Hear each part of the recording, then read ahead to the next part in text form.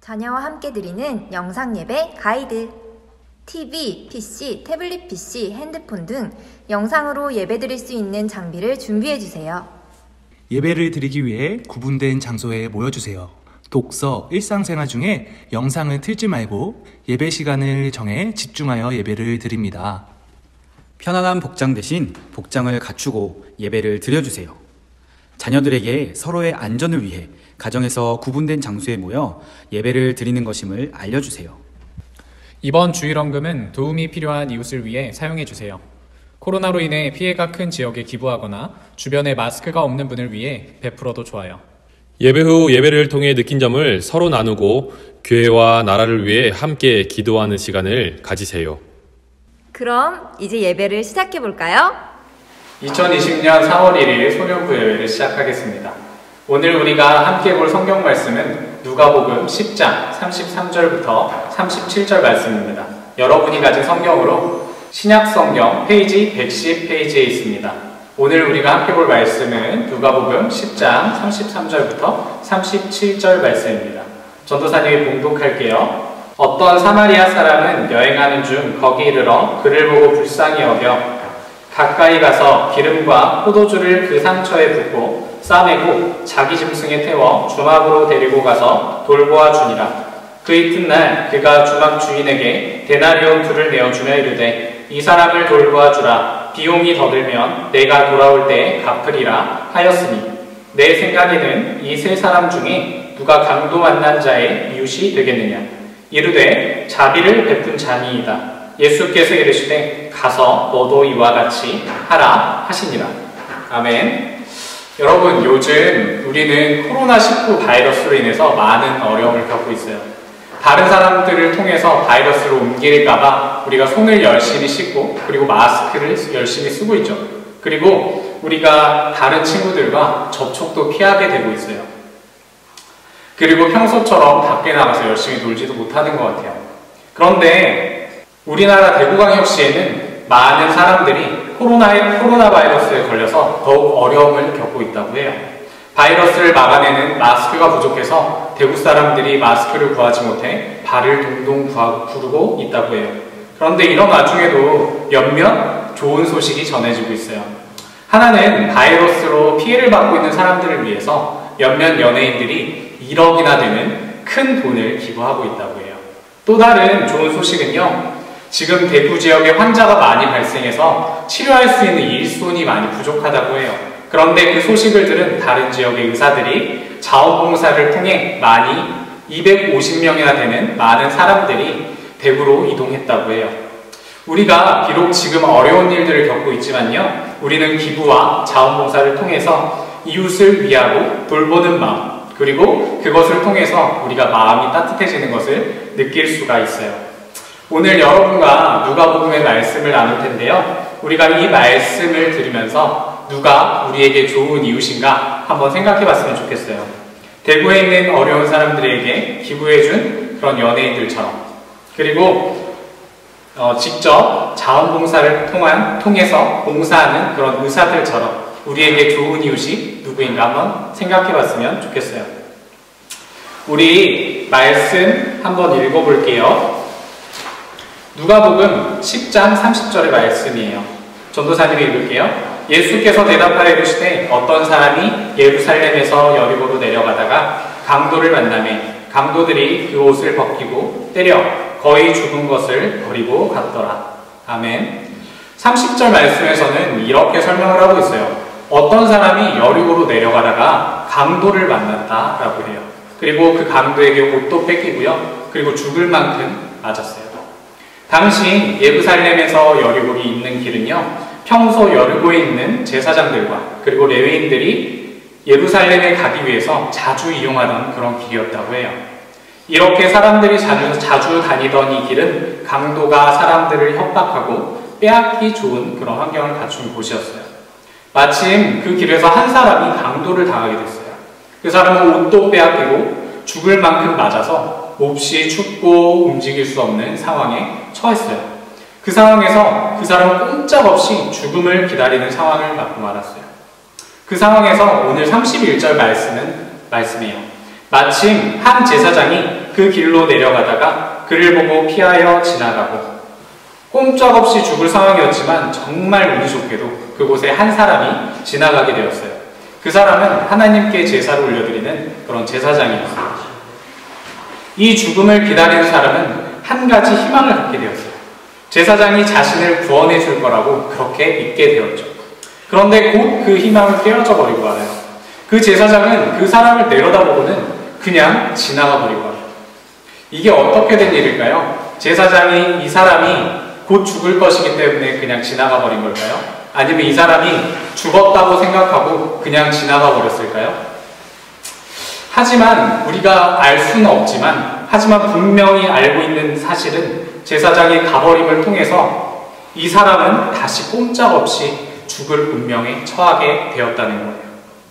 다음 상황을 보니 이 사람은 정말로 운이 좋은 것 같아요. 다음 32절을 볼게요.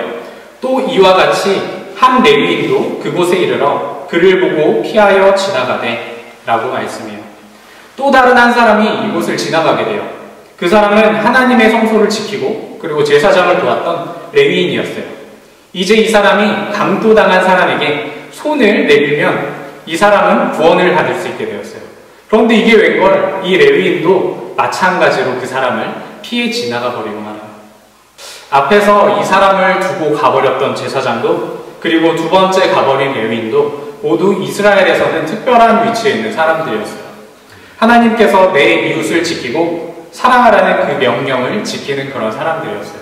하지만 이 사람들은 쓰러져 있는 이 강도당한 사람을 그저 지나쳐버리고 말았어요.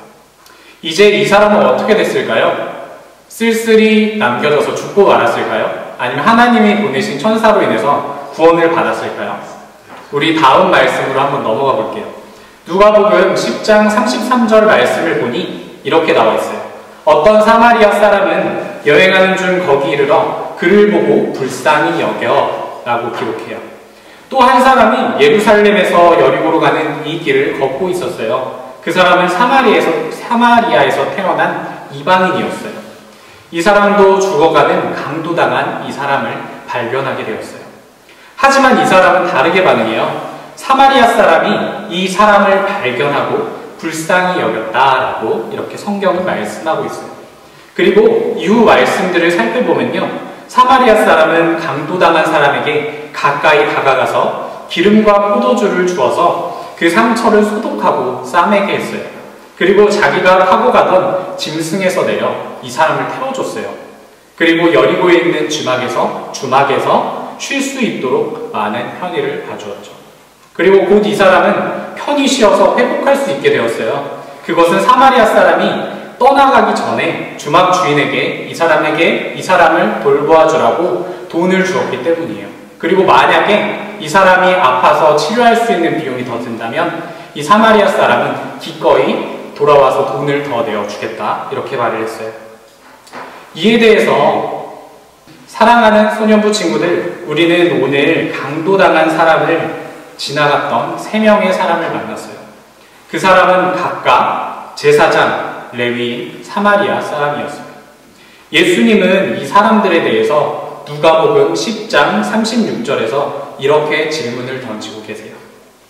내 생각에는 이 3사람 중에 누가 강도 만난 자의 이웃이 되겠느냐? 소년부 친구들, 여러분에게 누가 강도 만난 사람에게 이웃일까요? 여러분이 강도를 만나 죽을 만큼 아프고 꼼짝없이 가만히 있게 되었을 때 누가 이웃이 되어주었나요? 이에 대해서 예수님의 말씀을 가만히 듣던 율법교사가 이렇게 대답해요. 자비를 베풀어 주었던 사마리아인입니다. 그리고 예수님이 이렇게 말씀하세요. 가서 너도 이와 같이 하라 라고 말입니다. 소년부 여러분, 예수님은 오늘 우리에게 분명하게 말씀해주고 계세요. 우리도 강도당한 사람을 돌봐주었던 것처럼 우리의 이웃도 돌봐주라고 말이에요. 그리고 이웃을 사랑해 주라고 말이에요. 우리가 우리의 이웃을 사랑하는 게 생각보다 어려울 수 있어요. 내 주변에 강도당한 사람이 없을 수도 있고요. 그리고 그런 사람이 있다고 해도 우리가 어떻게 도와줘야 할지 모를 수도 있어요. 그렇지만 우리가 이 강도당한 사람의 모습을 보았을 때 사마리아 사람을 통해서 배울 수 있는 확실한 것이 있어요.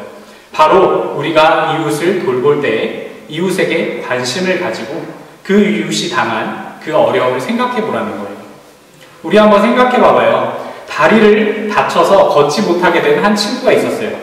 그래서 그 친구는 휠체어를 타고 다닐 수밖에 없었죠. 어느 날 휠체어를 탄 친구가 교실 앞 문턱에 막혀서 들어가지 못하고 낑낑대고 있었어요.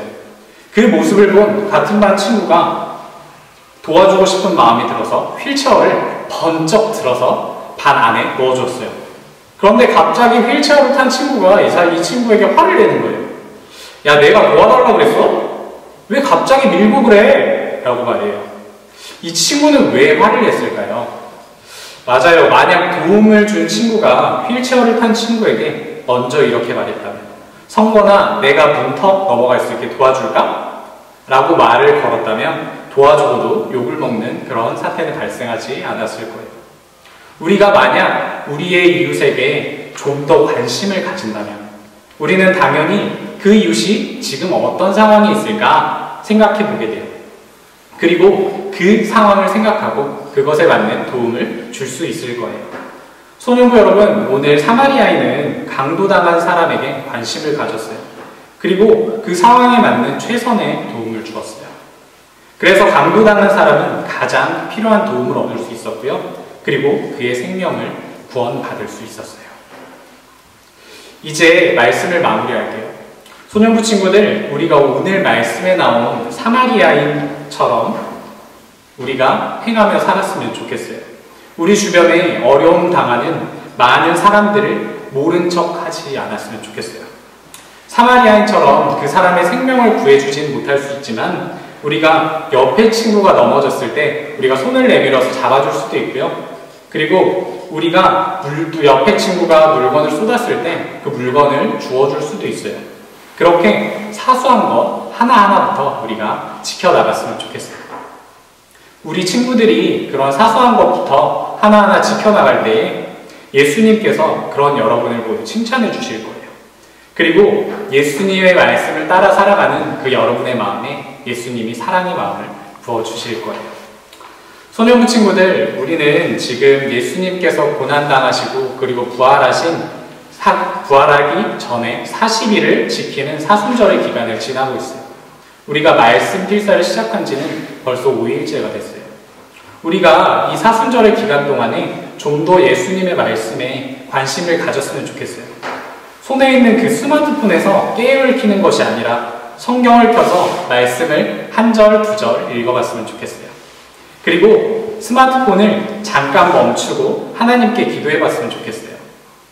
하나님께 그 말씀을 통해서 우리가 좋은 것을 알게 해달라고 그렇게 기도해도 좋고요. 그리고 하나님께서 나의 삶을, 내가 살아가는 생활을 지켜달라고, 그리고 인도해달라고 그렇게 기도해도 좋아요. 그렇게 하면 하나님께서는 반드시 여러분에게 응답하실 거예요. 그리고 그 기도를 통해서 여러분은 하나님의 기적을 체험할 수 있을 거예요. 우리 이 시간 함께 기도할게요. 감사합니다. 하나님, 우리가 지금 사순절의 기간을 지나고 있습니다. 하나님, 우리가 사순절의 기간 동안 우리가 예수님의 말씀을 지키고 따라 살아가기 원합니다. 하나님, 예수님의 말씀을 따라 살았던 오늘 한 사람, 사마리아 사람에 대한 이야기를 들었습니다. 하나님, 우리도 사마리아인처럼 우리도 우리의 이웃을 사랑하고 돌보는 사람이 될 수 있도록 도와주시옵소서. 하나님, 언제나 항상 인도하여 주시고 항상 건강 지켜주시옵소서. 감사합니다. 사랑이 많으신 우리 주 예수 그리스도 이름으로 기도합니다. 아멘.